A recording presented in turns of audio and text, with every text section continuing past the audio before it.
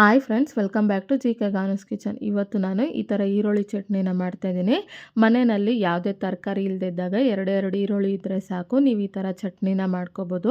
ಈ ಚಟ್ನಿನ ತುಂಬಾ ಕಡಿಮೆ ಸಮಯದಲ್ಲಿ ಕೇವಲ 5 ನಿಮಿಷದಲ್ಲಿ ಮಾಡ್ಕೋಬೋದು.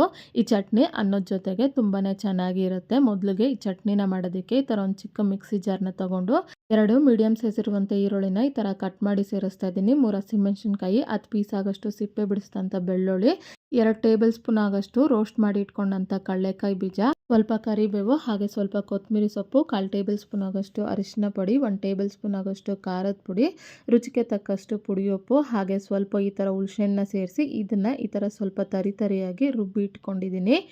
ಒಗ್ಗರಣೆನ ಮಾಡೋದಕ್ಕೆ ಈ ಥರ ಒಂದು ಪ್ಯಾನ್ನ ತೊಗೊಂಡು ಸ್ಟವ್ನ ಆನ್ ಮಾಡಿ ಸ್ವಲ್ಪ ಎಣ್ಣೆನ ಸೇರಿಸಿ, ಎಣ್ಣೆ ಕಾದ್ಮೇಲೆ ಅರ್ಧ ಟೇಬಲ್ ಸ್ಪೂನ್ ಆಗೋಷ್ಟು ಜೀರಿಗೆ, 5 ಒಣಮೆಣಸಿನ್ಕಾಯಿ, ಸ್ವಲ್ಪ ಕರಿಬೇವನ್ನ ಸೇರಿಸಿ ಒಂದು 20 ಸೆಕೆಂಡು ಈ ಥರ ಫ್ರೈ ಮಾಡ್ಕೊಂಡಾದ್ಮೇಲೆ ಈಗ ಇದಕ್ಕೆ ನಾವು ಆಲ್ರೆಡಿ ರುಬ್ಬಿಟ್ಕೊಂಡಂಥ ಈರುಳ್ಳಿ ಪೇಸ್ಟ್ನು ಇದಕ್ಕೆ ಸೇರಿಸ್ಕೊಂಡು ಈಗ ಒಂದ್ಸಾರಿ ಇದನ್ನು ಮಿಕ್ಸ್ ಮಾಡ್ಕೊತಾ ಇದ್ದೀನಿ. ಈ ಥರ ಮಿಕ್ಸ್ ಮಾಡ್ಕೊತ ಈರುಳ್ಳಿಯಲ್ಲಿರುವಂಥ ಹಸಿ ವಾಸನೆ ಎಲ್ಲ ಹೋಗಿ ಈ ಥರ ಡಾರ್ಕ್ ಕಲರ್ ಆಗಿ ಬಣ್ಣ ಬದಲಾಗೋ ತನಕ ಫ್ರೈ ಮಾಡಿಕೊಂಡು ಸ್ಟವ್ನ ಆಫ್ ಮಾಡಿಕೊಂಡ್ರೆ ಈರುಳ್ಳಿ ಚಟ್ನಿ ಈ ಥರ ರೆಡಿ ಆಗುತ್ತೆ. ಈಗ ಇದನ್ನು ಅನ್ನದ ಜೊತೆಗೆ ಸರ್ವ್ ಮಾಡ್ಕೊತಾ ಇದ್ದೀನಿ.